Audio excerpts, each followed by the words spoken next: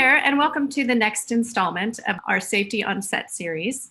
My name is Amy Lillard, and I am the Executive Director of Washington FilmWorks and WhipSmart. But as we all go back to work, we are all still contending with COVID. And some of the most popular questions we're getting at Washington FilmWorks right now is around what do you do in the event that you do have a positive case on set or an outbreak in general. So I'm thrilled at this installation of our Safety on Set series to have three film professionals from Washington State, Buzzy, Juan, and Herman, who have experience with a wide array of productions. So it ranges from industrials to regional and national commercials, to episodics, and to narrative film. And in addition to having that excellent experience, they have also had experience with COVID on set or a COVID scare. And they are here today to talk to you about what do you do? How do you handle it? You know, how do you keep your cast and crew safe if that thing does happen on set? So we're gonna jump into the conversation, and I would love to start by having each of our panelists introduce themselves.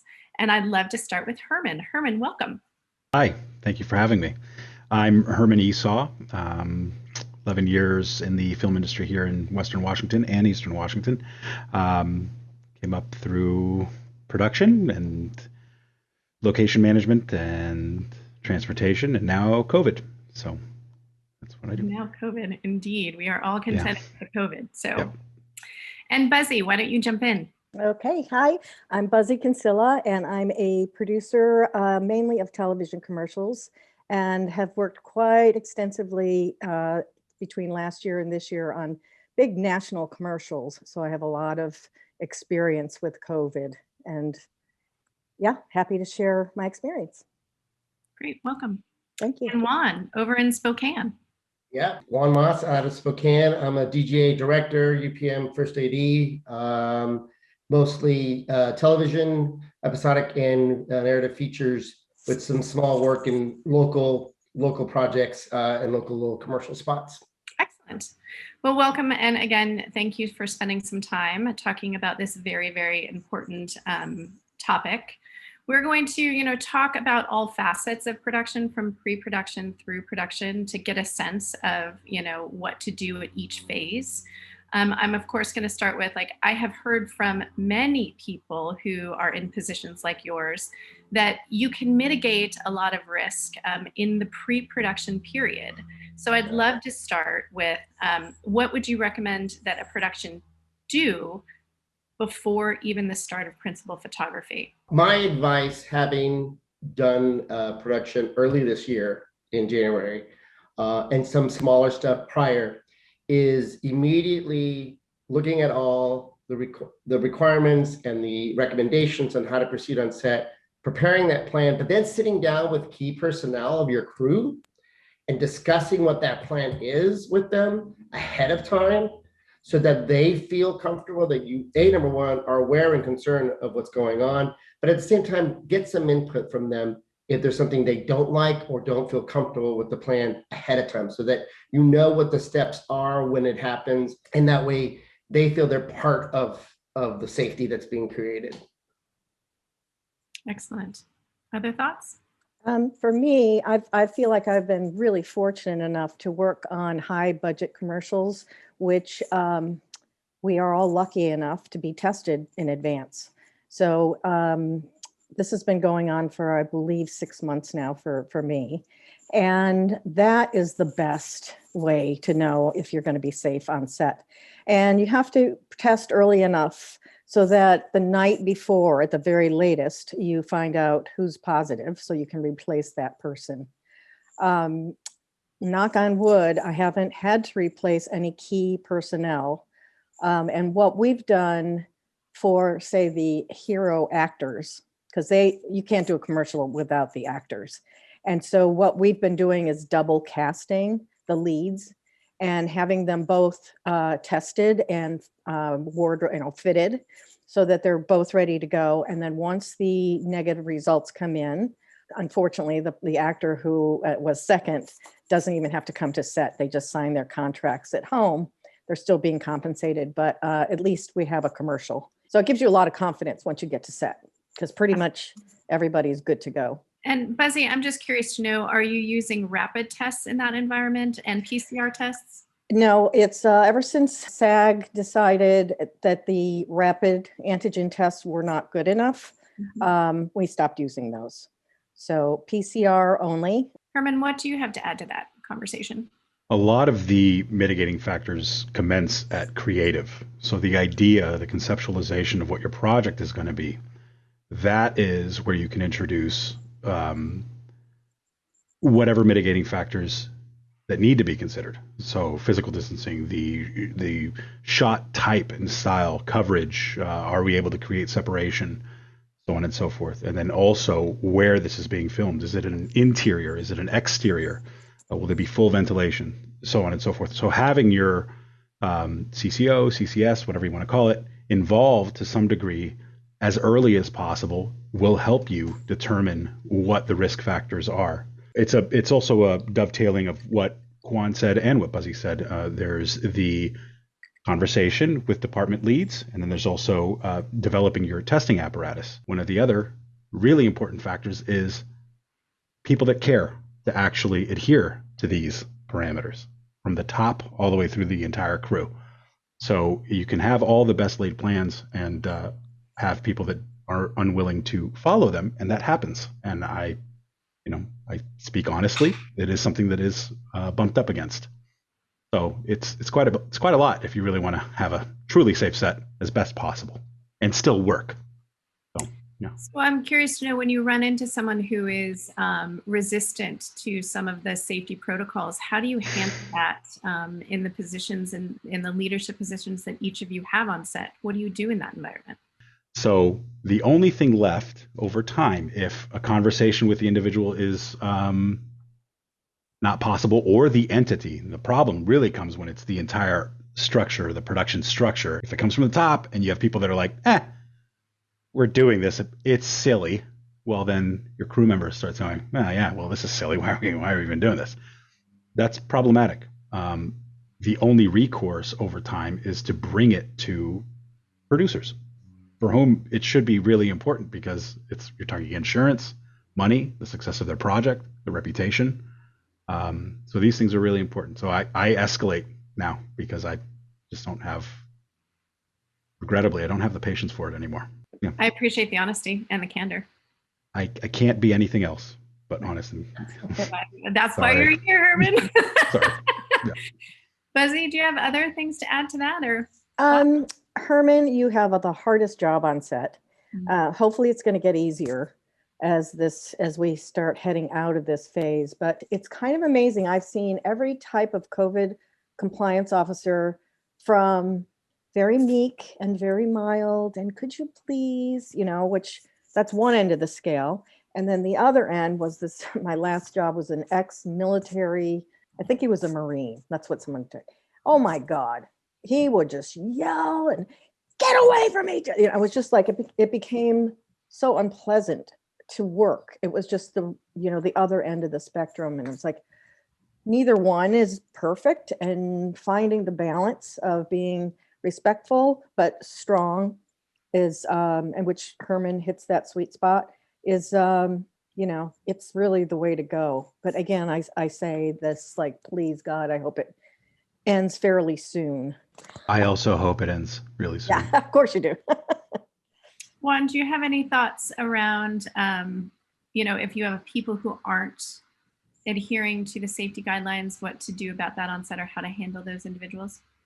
Yeah, I mean, I've had the opportunity to do it as a producer for like a one-day shoot, right? And at that point, there was no COVID supervisor. It was super one-day quick shoot. So I was the producer and that supervisor. So I set the rules, and it was a lot easier because I was the producer. You were there because of me. So if I said it, you did it. And if you didn't like it, you went home. It's very true what Herman says. It works from the top down, right? It's what that attitude is at the top. As I recently just was a first AD for a shoot earlier this year here in Spokane, it wasn't so much that people didn't want to follow it, but I mean, it was a 23-day shoot. It's an action picture. We were moving. You get into old habits. Like you forget, right? And it's just, I think Buzzy said too, there's that balance you have to find where you encourage them, quietly remind them. And sometimes you have to be that ass, but it's for their own safety. And ultimately, I got lucky. Our crew believed in it. It's just 23 days, 12-hour, 14-hour days, you slip.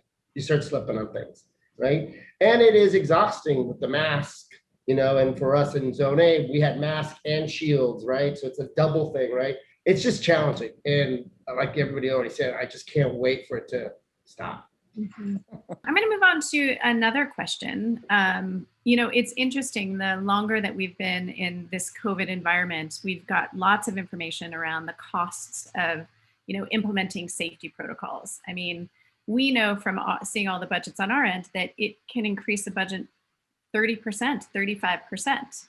But, we're also getting questions now about the opposite side, which is how do you budget for a COVID shutdown, right? So, if you're a producer or a UPM, what should you be thinking about and talking to your client about, if the worst happens and you've got an outbreak and you've got to shut down, these are the things you have to contend with. Like, what advice do you have for people who are doing that budget process? I have several friends that have been working all over the country in the huge studio pictures where they have had to shut down. And they literally had an outbreak, 3 or 4 on set in Zone A. They shut down for 14 days. Everyone was isolated, went to their places, and were paid. And my understanding of the larger studios are doing is like they have 2 budgets. They have like a budget for production, and that's what the UPM would deal with. And then the studio has a COVID budget that they don't even want them to worry about. I think they're being very cautious and they're prepared to pay that dollar.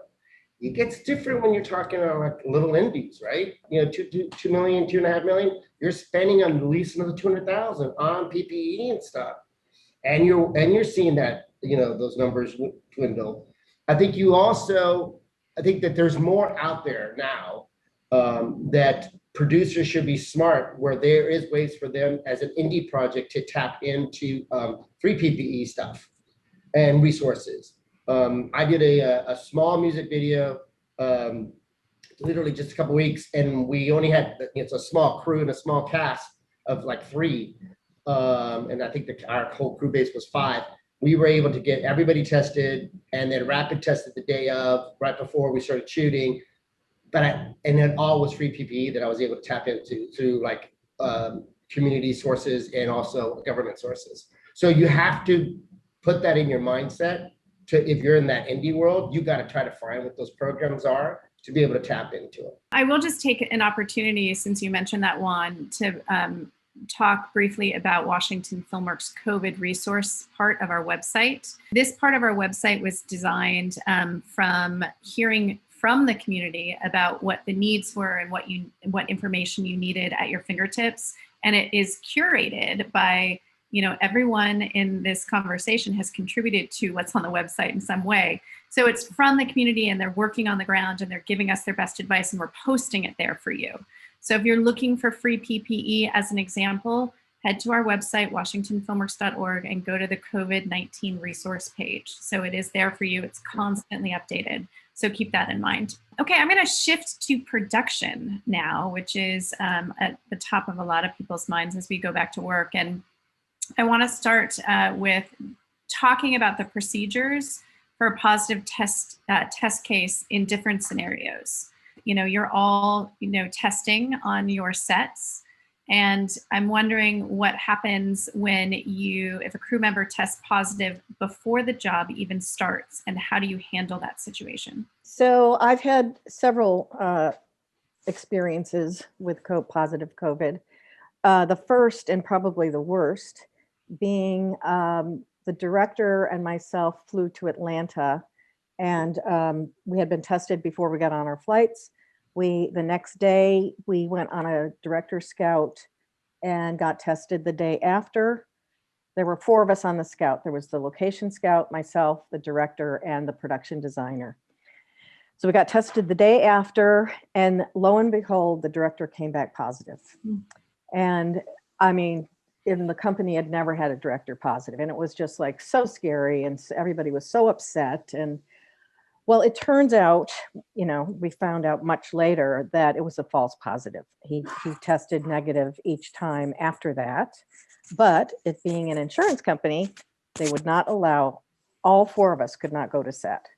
Now, those are four key people. I mean, the director, the producer, the production designer, and the location manager. We figured it out, but boy, it was a challenge.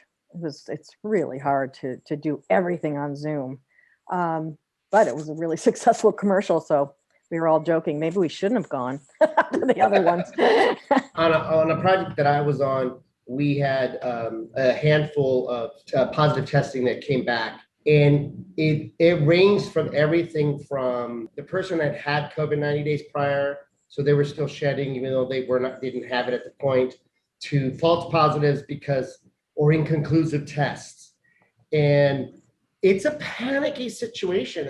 And it goes back to immediately on the large set like that, you get that word, and you know how sets are, spreads like wildfire, and everybody starts to panic. So it's like taking control of that situation immediately and getting everybody's, we break up, we spread apart, we take that person apart, we have them go get rapid tested, and everybody goes away while they're waiting back for the response of that rapid test. It's exhausting because it's like, not again. But you and whoever's in the leadership, and it'd be like myself as an AD or the producers, you have to make sure you're communicating properly with that crew every step of the way of what's going on so that they're aware of it. Again, trying to create an environment where they feel safe, right? Because there's not going to be any creativity if everybody's panicking. So luckily, I haven't had a true positive test on anything that I've been on. I have two instances.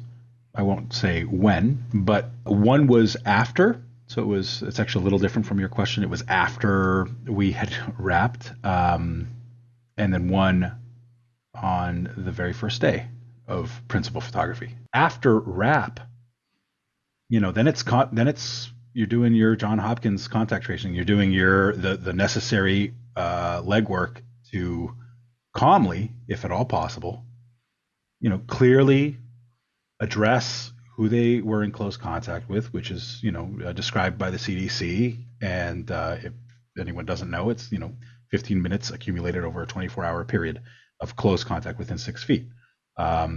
So you start establishing those little trees and you build out a little timeline, and you're asking for honesty because you're not everywhere. You can't see everything. So you're asking for people to be transparent and really let you know what was happening. If it's at the very beginning of production and principal photography, removing them, getting another verified test. If that's also confirmed, well, then you really know, especially if it's a lab grade PCR. And then disseminating that information in a respectful way that still maintains their privacy is also critical, because people will start coming by and asking, who was it? Trying to ease people, because then everyone's paranoid and they're looking around at everyone. Oh my God, were you? Was it me? Do I know this person? But so on and so forth. So there's this fine balance that you guys play, right? Between, keeping people calm and yet giving people information to empower themselves. It's a fine line. So I kind of want to pause here for a second and recap what I'm hearing, right? So we kind of talked about two different scenarios. One is, what do you do if you have a positive test before production? And what I'm hearing from this group of industry experts is that if it is a person who is a linchpin in the production, think creatively about how they can still be engaged. And so Buzzy, for example, you talked about the Zoom environment and, directing from that. If it's a person with so much love and respect that is replaceable, you've got to think about that and the safety of the other crew members and replace that person.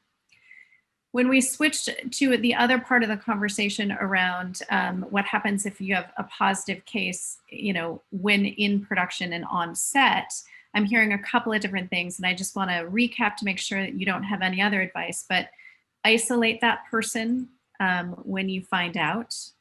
Communicate well with the production because people will know, to make sure that they are aware of what's happening, and think about, Herman, what you were saying about how the close contact part of it, and then get that person tested again immediately. What triggers a complete shutdown of the production? And I know it will vary based on who the client is and things like that, but like, what should people be thinking about in that regard? I personally don't have experience for that, but from friends of mine who've been on larger studio projects, it's the immediate when it shows up in zone A. Boom, that's the shutdown. For those people who may not be familiar with the zone, what is zone A specifically, if they don't know? Zone A, working on a hot set in the presence of maskless talent. Zone, whatever, you can go down B, whatever you want to call it, is working near a hot set or on set when talent is masked, and then it goes down from there. So what you're talking about is proximity to the highest possible risk factor vector. And that's a person with nothing on their face that's breathing into the environment, and you're there too. And it slowly goes out. If you can think about them as little rings that proceed out. So many changes have happened because of COVID around safety on set.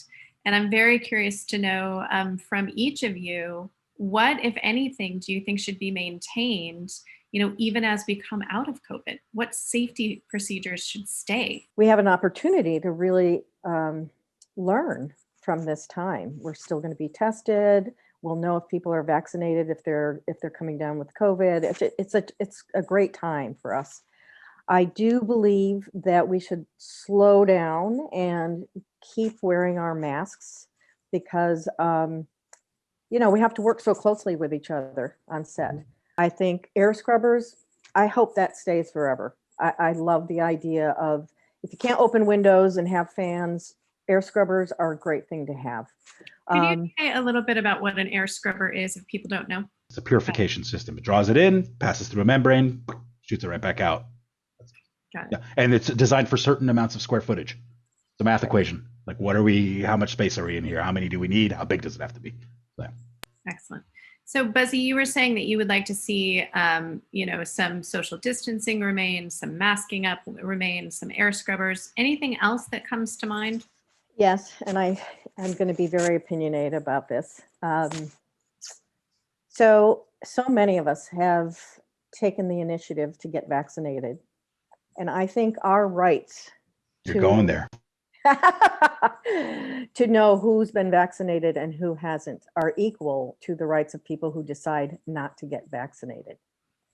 And so I, for one, I'm hoping that this can be legal, but I would like crew members to show their vaccination card first day of set, and know who's vaccinated. Maybe this is too much, but I thought it might be funny to hand out masks that say, I'm vaccinated, and people will know. And if you don't get vaccinated, you can't get one of those masks. Not that you would lose work by not being vaccinated. You could still go to work, but at least people would know who has been vaccinated and who hasn't.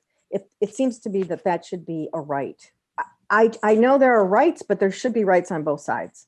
And I feel pretty strongly about that. I believe that mask wearing indoors should still remain. I believe that zoning should still remain. I believe that utilizing air scrubbers should still remain. Creating a safety plan should still remain. And having this position, maybe it's absorbed into production, into that apparatus. It's a person, maybe it's not a CCO, maybe it's some other, a coordinator or what have you. And maybe the APOC, I don't know, a category. It might go away. I recognize that. But I think the concern will still be there. I think there's one other element in that. And that is that I think that the era of coming to work ill and just powering through it, I think that's over. Yeah. I don't know how we ever go back to like, hey, don't worry, I just have a mild whatever. If you're symptomatic in any significant way for the foreseeable future, knowing what we know about variants, knowing what we know about any other possible disease, I don't see how a production team or studios or any of those entities go, oh, that's a risk we're willing to take. Come on in. I'm in agreement with everything that's being said so far. I mean, ideally, I would love to see a way where, the fact that you're vaccinated is going to bring in a big ease to the set. But I also agree that we should still continue wearing the masks. and following those safety things. I'm a bit of an idealist, and I kind of hope that the level of communication between crew and production has increased so greatly in a positive way, I think, that will continue beyond that, And until this subsides or goes away to a point that we can all be comfortable, I think we should continue with some regulations and some recommendations of how to do this. Yes, it should lessen up as things move down, but it shouldn't be like, ooh, open party, here we go, back to old school. And as frustrating, or it might make you to get your job done because it's not the way you're used to doing it, and it slows you down, la, la, la, la, la, la. It's a mutual respect to each other, right? Because if both sides don't try to take care of each other, that's where problems are going to come. I will say one of the beautiful things about COVID has been this idea of we are a community and we need to take care of each other, right? And that has been a reoccurring theme. I mean, I know that we've all had experiences otherwise, but it's been nice to see people rally around this idea of we have to take care of each other. You guys have been you've given us an incredible amount of information that is useful and practical. And, I know that we are all, working through this together as a community, but I'm just so grateful that you're giving us all this time. And again, closing out, to the community, Washington Filmworks is so deeply committed to helping you go back to work and go back to work safely. If there is something that you need that you're not seeing on our website, or you don't have the information that you need and you have questions, please just email or call us and we'll help you find the answers. But with that, I just want to thank Herman, Buzzy, and Juan. And we hope to have you back sometime because you guys have just been a great wealth of information. Thank you so much. Thank you. Thank you. That was Thank fun. you.